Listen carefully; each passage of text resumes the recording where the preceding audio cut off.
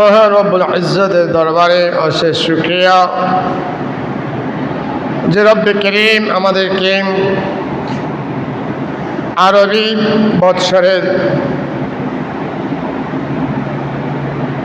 শেষ মাস সম্মানিত মাসসমূহের অন্যতম একটি মাস জিলহজ মাসের প্রথম জুমার নামাজ আদায় করার জন্যে আল্লাহর মসজিদে উপস্থিত হওয়ার তৌফিক দান করেছেন। শুকরিয়া জ্ঞাপনার্থে সকালে একবার বলি আলহামদুলিল্লাহ। সাথে সাথে আপনাদের শুকরিয়া আদায় করছি যারা কাল বিলম্ব না করে যথাসময়ে জুমার নামাজ আদায় করার জন্যে আল্লাহর মসজিদে উপস্থিত হয়েছেন। রব্বে করিম আমাদের ইবাদত বান্দেগি আল্লাহ এবং আল্লাহ রসুলের সন্তুষ্টি অর্জনের উদ্দেশ্যে আদায় করার তৌফিক দান করুক, আমিন। মুআজ্জাজ হাজিরিন মুসল্লিন ইজাম, কুরআনুল কারীমের সূরা হজের 37 নম্বর আয়াত কারিমার অংশ বিশেষ তেলাওয়াত করেছি। এই আয়াতের আলোকে কুরবানি সম্পর্কে, কুরবানি কার উপর ওয়াজিব, কখন ওয়াজিব হবে, কুরবানি আল্লাহর দরবারে কবুল হওয়ার জন্যে শর্ত শরায়ত কি, এই বিষয়গুলো আলোচনা করার চেষ্টা করব। রব্বে করিম আলোচনা শ্রবণ করে আমাদেরকে সে মোতাবেক আমল করার তৌফিক দান করুক, আমিন। মুআজ্জাজ হাজিরিন, আল্লাহ রাব্বুল আলামিন পবিত্র কালামুল্লাহ শরীফের মধ্যে ইরশাদ করছেন, তোমরা ঈমানদার বান্দাগণ যারা কুরবানি আদায় করো, ওই কুরবানির পশু 50,000, 60,000, 70, 80, 1 লক্ষ, 2 লক্ষ, 3 লক্ষ, 4 লক্ষ, 10 লক্ষ টাকার পশু ক্রয় করে থাকো। এই ক্রয় করা কুরবানির পশু রক্ত কিংবা মাংস কোনো কিছুই রব্বুল ইজ্জতের দরবারের মধ্যে পৌঁছায় না, বরং শুধুমাত্র তোমাদের অন্তরের মধ্যে যে তাকওয়া লুকায়িত রয়েছে, ওই তাকওয়া আল্লাহ রব্বুল আলামিনের দরবারে পৌঁছায়। অর্থাৎ বান্দা কুরবানি করেছে, ওই কুরবানির পশুর মাংস কিংবা রক্ত এটা রব্বুল ইজ্জতের চাওয়া নয়, বরং বান্দা কোন উদ্দেশ্যে কুরবানি করছে, বান্দার অন্তরের মধ্যে রব্বুল ইজ্জতের সন্তুষ্টি কামনা রয়েছে কিনা, বান্দার মধ্যে আল্লাহর ভয় ভীতি খৌফ ইলাহ তাকওয়া পরহেজগারি রয়েছে কিনা, সেটাই রব্বুল ইজ্জত পর্যবেক্ষণ করেন। আল্লাহ রব্বুল আলামিন এই আয়াতের মধ্যে কুরবানি দাতাদেরকে তাদের কুরবানি দেওয়ার সময় তাদের নফসকে, তাদের আত্মাকে, তাদের মনকে, তাদের উদ্দেশ্য সংশোধন করার জন্য আল্লাহ রব্বুল আলামিন এই আয়াতের মধ্যে ইঙ্গিত প্রদান করেছেন। আসলে কুরবানি বিষয়টা কি? কিতাবের মধ্যে রয়েছে ওয়াল কুরবানু মা ইয়াতাকাররাবু বিহি ইলাল্লাহ আযজা ওয়া জাল। বান্দা যে বস্তুর মাধ্যমে, যেই বিষয়ের মাধ্যমে বান্দা আল্লাহর নৈকট্য অর্জন করতে পারে, ওই বিষয়টাকে বলা হচ্ছে কুরবানি।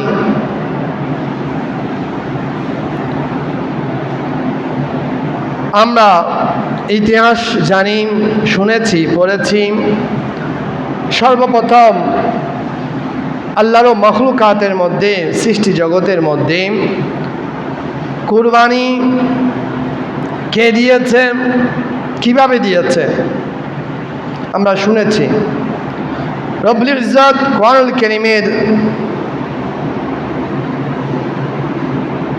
মধ্যে ইরশাদ করেছেন, সূরা মায়েদার 27 নম্বর আয়াত কারিমার মধ্যে রয়েছে, আল্লাহ রব্বুল আলামিন রসুলের মাধ্যমে এই আয়াতের মধ্যে ইনফরমেশন দিচ্ছেন, তথ্য দিচ্ছেন, মানব জাতির মধ্যে সর্বপ্রথম কে কুরবানি করেছিল। হযরত আদম আলাইহিসসালামের সন্তান হাবিল এবং কাবিল, এরা দুইজনে কুরবানি করেছিল। ওই দুইজনের কুরবানির মধ্যে, যার কুরবানির মধ্যে আল্লাহর সন্তুষ্টি উদ্দেশ্য ছিল, রব্বুল আলামিনকে সন্তুষ্ট করার জন্যে, অন্য কোনো মাকসাদ ছিল না, সেই কুরবানি আল্লাহ রব্বুল আলামিন কবুল করেছেন। হযরতে হাবিল এর কুরবানি আল্লাহ রব্বুল আলামিন কবুল করেছিলেন। তেমন বেশি কোনো জাঁকজমকপূর্ণ আয়োজন ছিল না।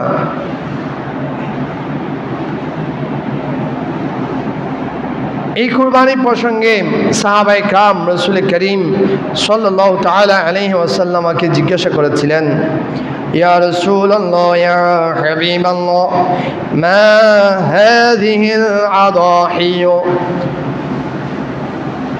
ও আল্লাহর রাসূল, কুরবানি এই বিষয়টা কি, এটার কাজ কি?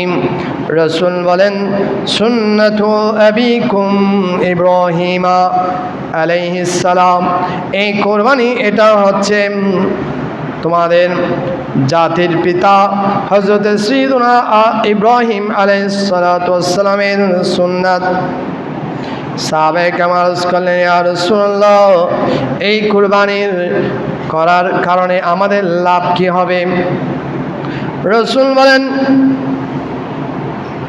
প্রত্যেক ওই কুরবানির পশু যা রয়েছে, বান্দা যে কুরবানির পশু ক্রয় করে থাকে, ওই কুরবানির পশু ওর শরীরের মধ্যে যত পশম রয়েছে, ওই পশম পরিমাণ সওয়াব আল্লাহ রব্বুল আলামিন কুরবানি দাতার আমলনামার মধ্যে দান করবেন। উচ্চস্বরে বলুন সুবহানাল্লাহ। প্রিয় হাজিরিন, রাসূল বলছেন, বান্দা যে পশু ক্রয় করবে, ওই পশুর মধ্যে যত পশম রয়েছে, ওই অগণিত পশমের সমপরিমাণ সওয়াব কুরবানি দাতার আমল নামার মধ্যে আল্লাহ রব্বুল আলামিন দান করবেন। প্রিয় হাজিরিন, এই কুরবানি কার উপর ফরজ হবে? যে ব্যক্তি মুসলিম হবে, প্রাপ্তবয়স্ক হবে, বিবেকবান হবে এবং সর্বোপরি নেশাব পরিমাণ সম্পদের মালিক হবে। অর্থাৎ নেশাবের মানদণ্ড দুইটা, একটা স্বর্ণ, একটি রূপা।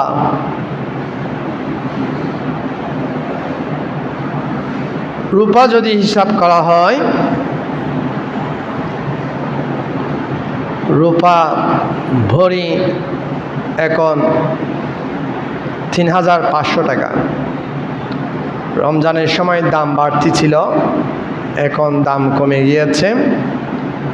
ওই ৩,৫০০ টাকা যদি হিসাব করা হয়, তাহলে 52.5 ভরি রূপার মূল্য আসছে 1,87,000 টাকা থেকে কিছু বেশি, প্রায় 1,88,000 টাকা। ফুকাহায়ে জাম বলেছেন, কোনো বান্দা যদি কুরবানির দিন 10 জিলহজ সূর্যোদয় থেকে শুরু করে 10, 11, 12 জিলহজ সূর্য অস্ত যাওয়া পর্যন্ত এই সময়ের মধ্যে যদি বান্দা নেশাব পরিমাণ সম্পদের মালিক হয় তাহলে ওই বান্দার উপর কুরবানি ওয়াজিব।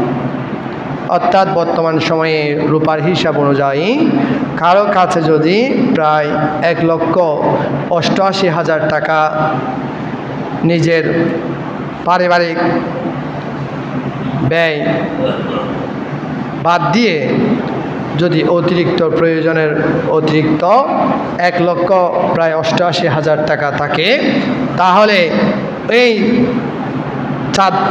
ওই 3 দিনের মধ্যে 10, 11, 12 এই 3 দিনের মধ্যে যদি তার কাছে এই সম্পদ পরিমাণ টাকা এই সমমূল্যের সম্পদ টাকা থাকে তাহলে ওই বান্দার উপর কুরবানি ওয়াজিব। ওই ব্যক্তি মুসলমান হতে হবে, আকেল প্রাপ্তবয়স্ক হতে হবে, বিবেকবান হতে হবে, সুস্থ হতে হবে। সেটা পুরুষ হোক কিংবা মহিলা হোক, যার কাছে এই সমপরিমাণ সম্পদ থাকবে প্রয়োজনের অতিরিক্ত তাহলে তার উপর ওই কুরবানি ওয়াজিব। এখানে মনে রাখবেন জাকাতের জন্য হাওলানে হাউল 1 বছর পরিপূর্ণ হওয়ার শর্ত, কিন্তু কুরবানির ক্ষেত্রে 1 বছর পরিপূর্ণ হওয়া সেটা শর্ত নয়। কুরবানির দিন সকালবেলা থেকে শুরু করে 12 তারিখ পর্যন্ত 12 তারিখ সন্ধ্যাকালীন এই 3 দিন সময়ের মধ্যে যদি কারো কাছে অতিরিক্ত প্রয়োজনের অতিরিক্ত হস্তগত হয় তাহলে তার উপর কুরবানি আবশ্যক। এই কুরবানিটা গরু দিয়ে দিতে হবে এমন কোনো কথা নেই, ছাগল কিংবা দুম্বা দিয়েও দেওয়া যাবে কিংবা মহিষ দিয়েও দেওয়া যাবে। প্রিয় হাজরিন, এই কুরবানি আল্লাহ রাব্বুল আলামিনের কাছে গ্রহণযোগ্য হওয়ার জন্যে কিছু শর্ত রয়েছে। তন্মধ্যে সর্বপ্রথম যে শর্ত, যে আয়াতে কারিমা তেলাওয়াত করেছি ওই আয়াতের আলোকে বান্দার কাছে ইখলাস থাকতে হবে। বান্দা যে কুরবানি করছে এই কুরবানির মধ্যে রিয়া, সুমআ, লৌকিকতা থাকতে পারবে না। আমি কুরবানি না করলে মানুষ আমাকে কি বলবে, বড় গরু না নিলে মানুষ আমাকে কি বলবে। এই জন্য ধার নিয়ে কিস্তিতে টাকা নিয়ে অনেকে কুরবানি করে। এই জন্য কুরবানি কবুল হওয়ার জন্যে 1 নাম্বার যেটা শর্ত সেটা আপনার কাছে ইখলাস থাকতে হবে। আল্লাহ রাব্বুল আলামিনের উদ্দেশ্যে আপনি ওই কুরবানি আল্লাহর জন্য আপনাকে ওই কুরবানির পশু জবে করতে হবে। যদি আপনার ওই কুরবানি পশু জবের মধ্যে খুলুসিয়ত, ইখলাস না থাকে, লৌকিকতা বর্জন না করেন, লোক দেখানো, মানুষ সন্তুষ্ট হওয়ার এই উদ্দেশ্য যদি বর্জন না করেন, এলাকার মধ্যে সবচেয়ে বড় গরু আমারটা হবে, আরেকটা প্রতিযোগিতা রয়েছে, অমুক ব্যক্তি এত লক্ষ টাকা দিয়ে কুরবানি পশু ক্রয় করেছে, আমি তার চেয়ে বেশি দিয়ে ক্রয় করব, যেন মানুষ বলতে পারে এই এলাকার মধ্যে সবচেয়ে বড় গরু আমারটা। আপনাকে আল্লাহ রাব্বুল আলামিন সম্পদ দিয়েছেন, সেজন্য আপনি 2-3টা কুরবানি দিবেন, সেটা সমস্যা নেই, কিন্তু আপনার ওই কুরবানি দেওয়ার মধ্যে আল্লাহর সন্তুষ্টি থাকতে হবে। আল্লাহ রাব্বুল আলামিন আমাকে তৌফিক দিয়েছেন, আমি যদি 2-3টা গরু দেই তাহলে বেশি মানুষকে আমি মাংস দিতে পারবো, মানব সেবায় নিয়োজিত থাকতে পারবো। এই নিয়ত যদি রাখেন তাহলে সমস্যা নেই। আর যদি বলেন না, অর্থ এলাকার মধ্যে সবচেয়ে বড় গরু আমারটা, আমি সবচেয়ে জাঁকজমকপূর্ণভাবে কুরবানি দিতে সক্ষম হয়েছি, এটা যেন এলাকাবাসী বলতে পারে, এই নিয়তে যদি আপনি 10টা কুরবানি দেন তাহলে ওই কুরবানি আল্লাহর দরবারে কবুল হবে না। প্যারা হাজিন, 2 নম্বর বিষয় হচ্ছে ওই কুরবানি আল্লাহ রসুলের অনুকরণে হতে হবে। রসুল করিম সাল্লাল্লাহু তাআলা আলাইহি ওয়াসাল্লাম যেভাবে কুরবানি দিয়েছেন, যেই পদ্ধতিতে কুরবানি দিয়েছেন, রসুল যেভাবে শিখিয়েছেন সেভাবে কুরবানি দিতে হবে। রসুল বলেন, তোমরা তোমাদের কুরবানির পশু হাসিনু দাহায়াকুম ফাইন্নাহা আলা সিরাত মাতায়াকুম। রসুল বলেন, হে আমার উম্মত, তোমরা যে কুরবানি পশু ক্রয় করবে সেটা দেখে শুনে ক্রয় করবে, সেটা যেন দেখতে সুন্দর লাগে, পছন্দনীয় হয়, আকর্ষিত হয়। তোমার সাধ্যের মধ্যে তুমি যে পশু ক্রয় করবে সেই পশুটা উত্তমভাবে ক্রয় করো। কেন? যেই পশুটা তুমি কুরবানি দেবে, কাল কিয়ামতের ময়দানে আল্লাহ রাব্বুল আলামিন তোমাকে যখন কবর থেকে উত্তোলন করবে, ওই পশুটা তোমার বাহন হবে তোমাকে কিয়ামতের ময়দানে নিয়ে যাওয়ার জন্যে। এখন অনেকে টাকা আছে, গরু ক্রয় করার সময় তেমন দেখে শুনে ক্রয় করে না, এমনি দেখতে পছন্দ লাগে না এমন একটা গরু কিনে নিয়ে আসে। তেমন সম্পদ থাকা সত্ত্বেও, টাকার বাজেট কম হলে ভিন্ন কথা, কিন্তু সম্পদ রয়েছে, সম্পদ থাকা সত্ত্বেও সুন্দর থেকে গরু ক্রয় করে না, বরং এমনি বাজার থেকে শিং বাঁকা তেরা কিংবা দেখতে পছন্দ লাগে না এমন গরু ক্রয় করে। রসুল করিম সাল্লাল্লাহু আলাইহি ওয়াসাল্লাম হাদিস শরীফের মধ্যে এই ব্যাপারে নিরুৎসাহিত করেছেন। বরং রসুল বলেছেন, তোমরা সুন্দরভাবে তোমাদের কুরবানির পশু ক্রয় করো, এমন পশু ক্রয় করো যেটা দেখতে আকর্ষণ লাগে, ভালো লাগে, পছন্দনীয় হয়, এমন পশু ক্রয় করো এবং পশু আল্লাহর রাস্তায় কুরবানি করো। এবং সেটা কুরবানি করার সময় এমনভাবে কুরবানি করবে যেন সেটা কষ্ট না পায়। তাকে উত্তমভাবে কুরবানির পশুকে যখন আনবে, আনার পর কুরবানির পশু যেন অনাহারে না থাকে। অনেক সময় দেখা যায় ৬-৭ জনে মিলে বাঘা কুরবানি করেছে, একদিন আগে পশু ক্রয় করেছে, ওই পশুর খাবার দাবারের কোনো খোঁজখবর নাই, এমনি কিনে নিয়ে এসে এক জায়গায় বেঁধে রেখেছে। সেটা যে এক রাত থাকবে, নির্দিষ্ট সময়ে তাকে খাবার দিতে হবে, পানীয় দিতে হবে, সেদিকে ভ্রুক্ষেপ করে না। এটা পশুর হক নষ্ট করেছেন। এটার জন্য যারা অংশীদার রয়েছে সবাই গুনাহগার হবে। এই জন্য আপনি যে পশুটা ক্রয় করবেন ওই পশুর হক আদায় করতে হবে। আপনার কাছে যতক্ষণ সময় রাখবেন সেক্ষেত্রে যেন পশুর হক নষ্ট না হয়, সে যেন উপাস না থাকে, সেদিকে লক্ষ্য রাখবেন। পশুকে নির্দিষ্ট পরিমাণ খাবার দাবারের ব্যবস্থা করবেন।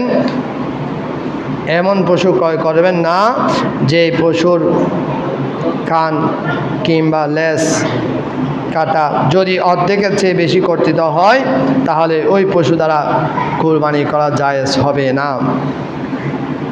তবে জন্মগতভাবে যদি ওই পশুর কান ছোট হয়ে থাকে তবে সেটা ভিন্ন কথা। পশু ক্রয় করার পর যদি কুরবানি না হওয়ার দোষ দেখা দেয় তবে তা আর ওই পশু দ্বারা কুরবানি শুদ্ধ হবে না। সক্ষমতা থাকলে অন্য পশু কুরবানি দিবে। তবে ক্রেতা যদি গরিব হয় তাহলে এটা যদি কম ত্রুটিযুক্ত হয়, অর্থাৎ যেটা শরীয়ত আপনাকে রুখসত দিয়েছে এমন যদি হয়ে থাকে তাহলে সেই পশু দিয়ে আপনি কুরবানি করতে পারবেন। জবেকারের দ্বারা জবে যদি সম্পন্ন না হয় সেই ক্ষেত্রে পরবর্তী জবেকারীকে অবশ্যই বিসমিল্লাহ বলে জবে করতে হবে। যদি বিসমিল্লাহ বলে জবে না করে তাহলে সেই কুরবানি হালাল হবে না। আর একটা বিষয়, এটা প্রায় সময় বলে থাকি, আপনি কুরবানি পশু জবে করার সময় স্বাভাবিক নিয়মে আপনাকে জবে করতে হবে, যেন জবে করার মাধ্যমে ওই কুরবানির পশু ওর প্রাণ বের হয়ে যায়। এমনভাবে ইয়ে করা যাবে না যেন সে হঠাৎ মৃত্যু হয়, এমনটা হয়। অনেক সময় দেখা যায় কসাইরা একটা গরু হালাল করে আর একটা গরু রেডি করে আরেকটা গরু প্রস্তুত করতে যাবে, এই জন্য ওই কুরবানির পশু জবাই করার পর স্বাভাবিক নিয়মে মারা যাওয়ার জন্য সময় দেয় না, ছুরি দিয়ে মুচড়িয়ে যেন তাড়াতাড়ি মারা যায়, এটা করে খেয়াল রাখবেন।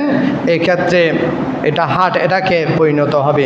আপনি জবে করার কারণে সেটা মৃত্যুবরণ করেছে, তার নিঃশ্বাস গিয়েছে, এমনটা হবে না। এই ক্ষেত্রে আপনার পশুটা হালাল হবে না। এই জন্য যারা কষাই দিয়ে জবাই করেন, কষাইয়ের মাধ্যমে আপনারা পশু রেডি করেন, খেয়াল রাখবেন কষাই যেন এমনটা কাজ না করে, সেদিকে আপনাকে সতর্ক থাকতে হবে। প্যারা হাজরিন, আরেকটা বিষয়, যারা অংশীদারের সাথে কুরবানি করবেন, সকল অংশীদারের টাকা হালাল হতে হবে। আপনি এমন ব্যক্তিকে আপনার অংশীদার হিসেবে সাব্যস্ত করবেন যার সম্পর্কে আপনি জানেন, যার আয়ের উৎস আপনি জানেন। ওই আয়ের উৎস যদি হালাল না হয়, তাহলে আপনি তার সাথে শরীক হওয়ার কারণে আপনার কুরবানিও হালাল হবে না। প্রয়োজনে আপনি একটা ছাগল দেন, আপনাকে বড় কুরবানির পশু 7 শরীকে মিলে আপনাকে কুরবানি দিতে হবে এমন কথা নেই। ওই কুরবানির পশুটা নির্দিষ্ট বয়সের মধ্যে হলেই আপনার পশু কুরবানি করা এটা বৈধ হয়ে যাবে। ছাগল দিলেও আপনার বৈধ হয়ে যাবে। এই ক্ষেত্রে বিষয়টা লক্ষ্য রাখবেন। আর একটা বিষয়, এই কুরবানির যারা সামর্থ্য রয়েছে, সামর্থ্য থাকা সত্ত্বেও কুরবানি করবে না, রাসূলুল্লাহ সাল্লাল্লাহু তাআলা আলাইহি ওয়াসাল্লাম ধমকের সুরে তাদেরকে বলেছেন, তারা যেন আমার ঈদগাহের ময়দানের আশপাশেও যেন না আসে। আল্লাহ রব্বুল আলামিন আপনাকে নিয়ামত দিয়েছে, আপনাকে সামর্থ্য দিয়েছে কুরবানি করার জন্য। এই কুরবানির পশুর আপনি জবে করার মাধ্যমে আল্লাহরও শুকরিয়া আদায় করতে হবে। এই জন্য যাদেরকে আল্লাহ রব্বুল আলামিন তৌফিক দিয়েছেন, ওই 1,88,000 টাকা যাদের কাছে থাকবে, এই কুরবানির সময়ের মধ্যে 3 দিনের মধ্যে তাদেরকে কুরবানি করা